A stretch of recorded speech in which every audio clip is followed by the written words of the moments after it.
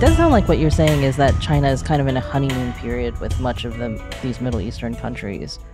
But like we've seen that honeymoon period like kind of end in places they've been in longer. Like Sri Lanka? Even with their Belt and economic, Road, yes. Africa. Like Belt and Road, Africa is becoming a problem. A lot of like the Southeast Asian countries. So, I mean, I would expect the same thing to kind of happen in the Middle East if they're there long enough and they don't change their MO. Absolutely. And I would say that in the Iran case, we're past the honeymoon period. We're at like the first big couples fight, or really probably the third or fourth big couples fight, where like both sides are like, did I do the right thing here? Did I make a mistake? And rethinking it. And I think that we are probably towards the end of the honeymoon period elsewhere, but still in that.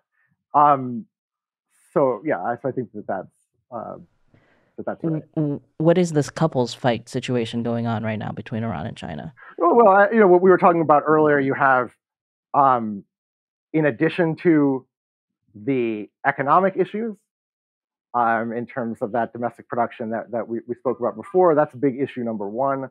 I think the second big issue is about Chinese surveillance technology, right? That one thing that they have done is China has sold some of their facial recognition software, essentially like the tools of oppression. They have really over the last year and a half, like since this strategic partnership, sold this, actually not really sold, traded this technology to Tehran and been working with them on how to use it. And this was put into practice in the last 6 or 8 months in the course of some of the large protests we've seen about women's rights and hijab and other issues, where one way that Iran was able to temporarily, because that might be starting back up now, dampen that, was they used that technology to identify protesters during protests and then not kill them in the middle of the day, in the middle of a protest, on camera. They do something and then it brings out way more people and stuff like that. So they use this stuff, they figure out who they are, and they come visit them later at home at night. Don't do anything there either.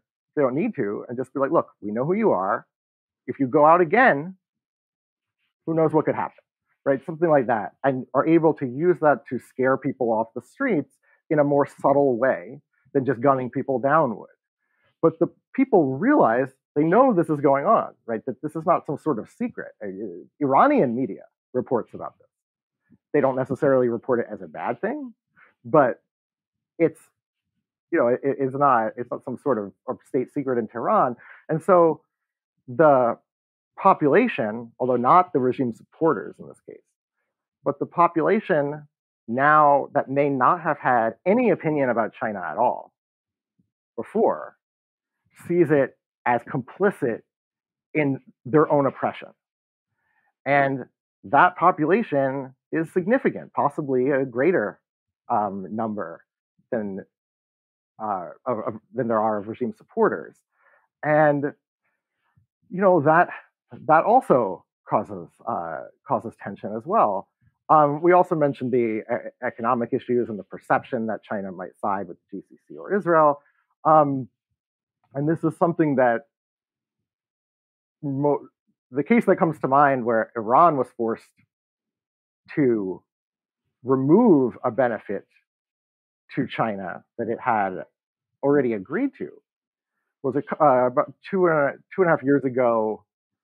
You had rolling brownouts inside Iran, which is a little weird because it's a major energy producer. And those brownouts also drove people out into the streets, but that was covered in the Western media a little bit. But what was the reason for the brownouts was that Iran had agreed to allow Chinese Bitcoin miners, they had given them heavily subsidized. I mean, and that's an understatement, access to energy on the Iranian power grid. And Chinese Bitcoin operators or Bitcoin mining operations set up a very large scale and were just draining massive amounts of power out of the Iranian power grid and causing brownouts in all over the place. And that's a case that people then take to the streets talking about this, citing this as the reason. And what happened, again, in part because these are not necessarily opponents of the regime, they're just people who, want their lights on. The regime backed down and they ended energy subsidies or, local energy subsidies to Chinese firms. And, you can, just that alone is evidence that the supreme leader and the regime in Tehran are aware that this is not all, hugs and kisses and everyone's getting along so well, that there are actual domestic costs to this relationship. And so far, they're willing to pay most of those costs, but not all of them. And the trend is in the right direction, I think, from our perspective, not from their perspective. Well, in the case of Bitcoin miners, that's not something that then the Iranian regime had to go back on something they promised the CCP directly, right? Because Bitcoin miners aren't like the Chinese state. The agreement wasn't Bitcoin miners can do this, but it was Chinese firms as a way to encourage investment by Chinese firms in Iran, that essentially their electricity bill would be, and I'm going to be slightly off on the numbers, but it's like 1/20th the normal bill. That might not be exactly right, but that is about the scale of it. So right, it didn't necessarily have to be Bitcoin, it could be any Chinese investment. But what ended up happening was that it encouraged these Bitcoin miners to move operations there to take advantage of that, and that forced this pushback. So you're right, yeah. So this is not an agreement about Bitcoin per se at all. It's just that that's how this manifested when it was put into place.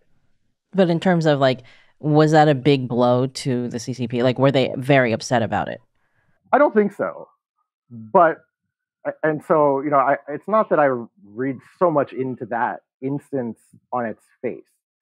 But to me, what was notable about that was the Iranian government's responsiveness to the public's concern about the relationship, in part because the protests against it were specifically directed those protests were specifically directed against the Iran-China relationship, and less so about corruption. I'm not making light of corruption, but I mean less broadly focused. The thing, I mean, that China was sort of the target, right? That we don't want this relationship to continue, and that hasn't ended the relationship at all, but it has forced the regime to kind of keep that in mind in a way that they may not, I'm fairly confident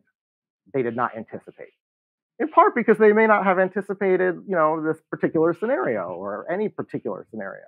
But, and I think that because some of these other issues are not going to be as easily solved, but are going to have to be worked through, but are being grappled with in Iran and will continue to be grappled with in Iran, I do not think we should assume that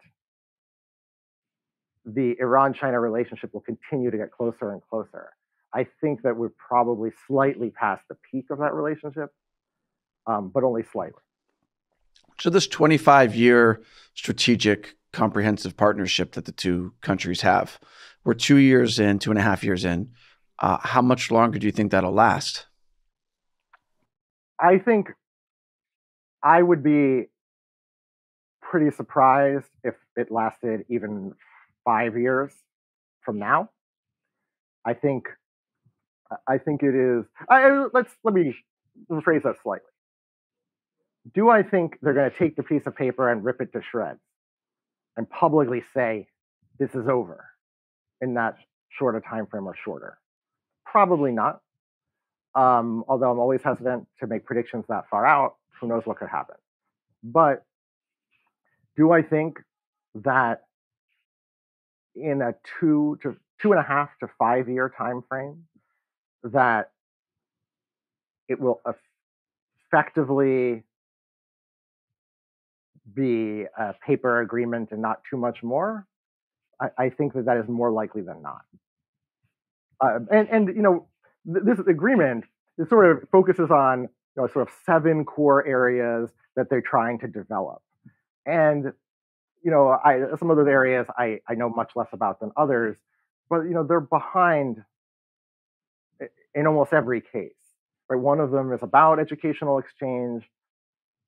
They've had a hard time finding people who want to study in China, and vice versa. And that was something that the Iranian regime was hoping to get a lot out of, right? To get a lot of Chinese technical know-how and stuff from visiting scholars back and forth. But it turns out that neither Iran is not the most desirable place, it seems, for Chinese engineers and professors to live, and vice versa. Most of the Iranian engineers the lead engineers in their nuclear program, they went to school in Western Europe and the United States. Like, it's not even like North Korea where they went to school in Russia. Like, you're talking about Western educated at top institutions. And the idea that now they're going to be satisfied or want to go to school in China is not really realistic. I think the regime was trying to paint that as some sort of like, oh, look at this great alternative. Yes, it might be harder, though not impossible. It might be harder to access university educations there. We understand you may not want to stay here, although Iran does have good universities. Look east, right? That's the name of the policy in general that Iran has at the moment, broadly speaking, right? The look east policy. Look east. But it hasn't generated as much traction.